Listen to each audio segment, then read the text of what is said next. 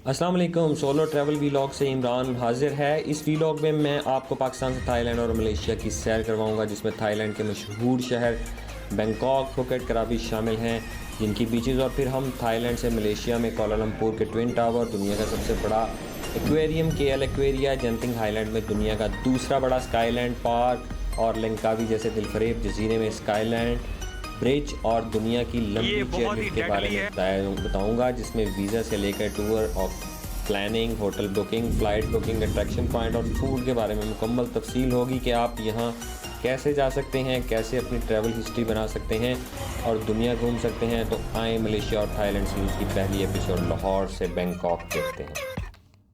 अभी इस एपिसोड में हम समरी डिस्कस करेंगे कितना एक्सपेंस आया, और स्पेशली किन किन एरियाज को हम देखेंगे, जिनके अंदर सबसे पहले फ्लाइट की बुकिंग की डिटेल्स है, उसके बाद वीज़ा प्रोसेसिंग है, देन री एंट्री परमिट है, किस तरह से हम सस्ते में री एंट्री परमिट ले सकते हैं मल्टीपल एंट्री वीज़ा लगाए बगैर।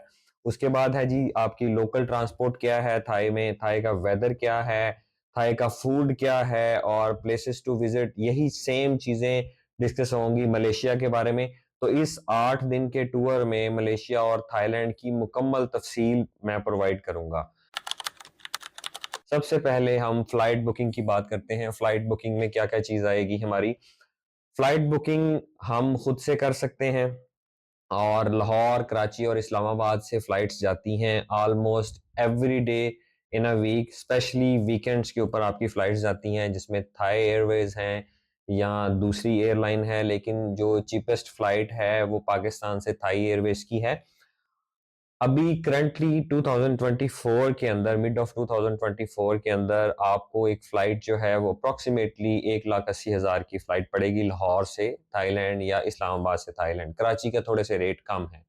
7 दिनों में तकरीबन 7 फ्लाइट्स थी। क्योंकि मेरे पास टाइम कम था, आपके पास भी नॉर्मली इतना टाइम नहीं होगा, तो मोस्ट ऑफ द टाइम आपको एयर ट्रैवल ही करना पड़ेगा। और एयर ट्रैवल आपकी सोच से भी सस्ता है।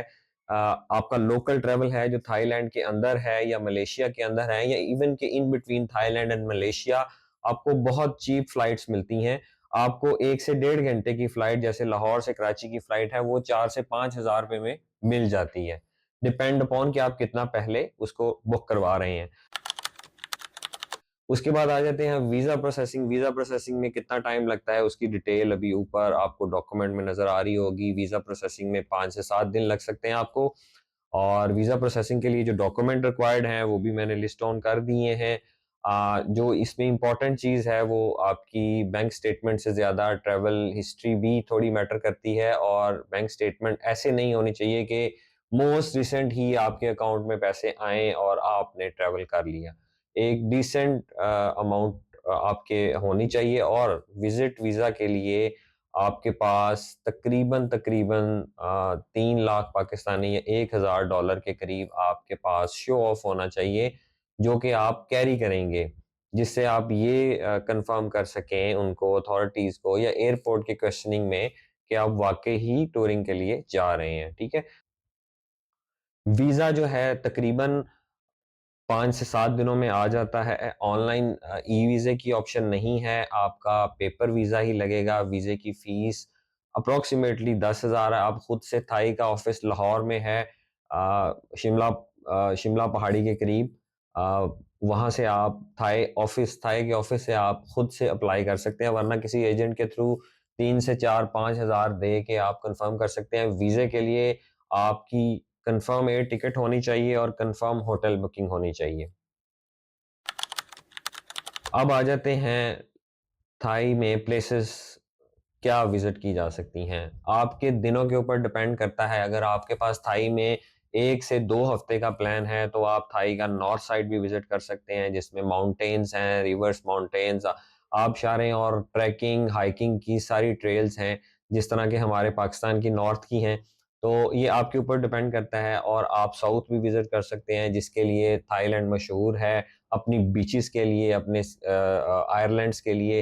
तो ये आपके ऊपर चॉइस है, लेकिन एक वीक तक भी अगर आपके पास टाइम है तो आपको एक साइड ही विजिट करनी चाहिए। मेरे केस में मेरे पास 4 दिन थे, तो मैंने सिर्फ साउथ साइड की, और 80 to 85% लोग आपकी साउथ साइड ही विजिट करते हैं। तो साउथ साइड में आपके पुकेट आ गया, कराबी आ जाता है आपका, और आपका पताया आ जाता है, ये सिटी है। सेंट्रल साइड जो है आपकी, वो आपकी बैंकॉक इटसेल्फ है, और नॉर्थ साइड में दूसरे सिटीज़ आ जाते हैं। तो ये है टोटल अट्रैक्शन। आप वहाँ पे 1 दिन, 2 दिन हर एरिया में रह के उस एरिया की स्पेशल फूड खा सकते हैं, एक्टिविटीज़ कर सकते हैं। उसके बाद वेदर पे बात करते हैं। वेदर थाईलैंड का गर्म वेदर है, आपको मीटर के ऊपर तो 35 से 40 सेंटीग्रेड 42 तक रहेगा, लेकिन उसको आप फील ज़्यादा करते हैं क्योंकि ह्यूमिडिटी है, सारे सी साइड सिटीज़ हैं, बीचेस हैं, तो आपको जहाँ पे सावन वाली फीलिंग आ रही होती है, यहाँ पे बरसात वाली फीलिंग आ रही होती है। तो जो टाइम है बेस्ट है, वो टाइम नवंबर से लेके आपका अप्रैल और मई तक बेस्ट टाइम टू विज़िट है। ख़ुसूसन फ़रवरी, मार्च परफ़ेक्ट टाइम है, जबकि जुलाई, जून के बाद वहाँ पे एक तो गर्मी की शिद्दत बहुत ज़्यादा हो जाती है, और दूसरा वहाँ पे आपका मानसून स्टार्ट हो जाता है, और वो अगर मानसून ही रहा तो आप बहुत सारी चीज़ें स्किप भी कर सकेंगे, आपका प्लान अल्टरनेट अल्टरनेट करना पड़ेगा, थोड़ी चीज़ें स्किप होंगी, ऐड होंगी, कैंसल होंगी। लेकिन चीपेस्ट होगा। पहले भी अगर कंपैरेटिवली देखा जाए तो थाईलैंड बाकी कंट्रीज़ के मुकाबले में चीप है। ख़ुसूसन अगर आप इसको कंपेयर करें टर्की के साथ, तो उससे 1/3 या हाफ़ लेस कॉस्ट है यहाँ पे आपका ट्रैवल करने की। होटल्स की बुकिंग होटल्स की बुकिंग पे बात करते हैं। होटल्स की बुकिंग आप ऑनलाइन कर सकते हैं। डिटेल सेक्शन के अंदर होटल्स की बुकिंग अगूडा और बुकिंग डॉट कॉम से कर सकते हैं, और होटल्स बहुत ही अच्छे और बहुत ही कम प्राइस में अवेलेबल हैं। ख़ुसूसन एक इम्पॉर्टेंट चीज़ कि ऑनलाइन बुकिंग में आपको सस्ता होटल मिलता है, और ऑन द स्पॉट जाके आपको महंगा होटल मिलता है, और चांसेस भी ये होते हैं कि आपको रूम ना मिले। तो आपके पास लॉट्स ऑफ ऑप्शन है। मैंने अगूडा यूज़ किया था। अगूडा बहुत ज़बरदस्त किस्म की डील्स आपको देता है। मैं सोलो ट्रैवलर था, बैकपैकर, तो जहाँ पे मैंने सिंगल पर्सन लिखा, उसने वहाँ पे मुझे हॉस्टल ऑटोमेटिकली हॉस्टल रिकमेंड किया। मैंने 1 दिन हॉस्टल में गुज़ारा, लेकिन मुझे वो बिल्कुल सूट नहीं किया। तो अगली 2-3 बुकिंग ऑलरेडी मेरी थी, रूम्स की थी। मैंने 2-3 बुकिंग जो वहाँ से करवाई, वो वाली बुकिंग्स भी मैंने प्रॉपर रूम की कराई, डबल बेड और सिंगल के 2 बेड, सिंगल बेड का रूम, प्रॉपर रूम, ठीक है? जिसमें प्राइवेसी है आपकी। लोकल ट्रांसपोर्ट में आपके पास थाईलैंड में 2 से 3 ऑप्शंस हैं।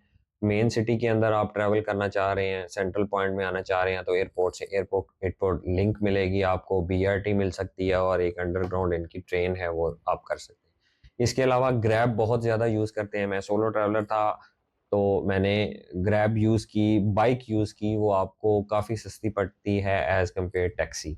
तो एयरपोर्ट से आप अगर सेंटर ऑफ द सिटी जाना चाह रहे हैं, तो टैक्सी आपको पड़ेगी तकरीबन 400 से 500 बात की, और बाइक जो यूज़ पड़ेगी वो आपको 150 बात की पड़ेगी। लेकिन keep in mind weather conditions, आप दोपहर के टाइम पे बाइक पे सफ़र कर रहे हैं अगर, तो सन ब्लॉक लगाना ना भूलिएगा।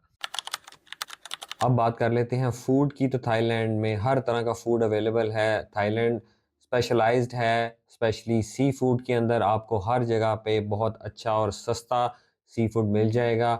आपको हलाल फूड भी मिलेगा। आप कह लें कि आउट ऑफ 5% जो है वो आपको हलाल फूड मिलेगा किसी भी मार्केट में, किसी भी स्ट्रीट के अंदर। जब नाइट स्ट्रीट लगती हैं, फूड स्ट्रीट लगती हैं, तो उसके अंदर आप ये कह लें कि 2% या 5% जो है आपको हलाल फूड मिलेगा, और इतनी मुश्किल नहीं है। ज़्यादातर वो लोग वाइट राइस और उसके साथ करी और चिकन, ये चीज़ें पसंद करते हैं। और थाई फूड में आपको पता है प्रॉन्स, और ज़्यादातर सी फूड में फ़िश की आइटम्स होती हैं, तो ये चीज़ें वहाँ पे काफ़ी सस्ती हैं। आपको पाकिस्तानी 500 टू 1000 प्रॉन्स बहुत अच्छे मिल जाते हैं। आपको हलाल फूड में कोई मसला नहीं है, हलाल फूड आपको मिल जाता है, थोड़ा-सा कॉस्टली है। कॉस्ट की बात करें हम, तो जो लोकल थाई फूड है, बीचेज़ के ऊपर आपको वो हलाल फूड भी मिल जाता है, जो कि 100 थाई बात से लेकर 500-600 और 1000 तक भी जाता है।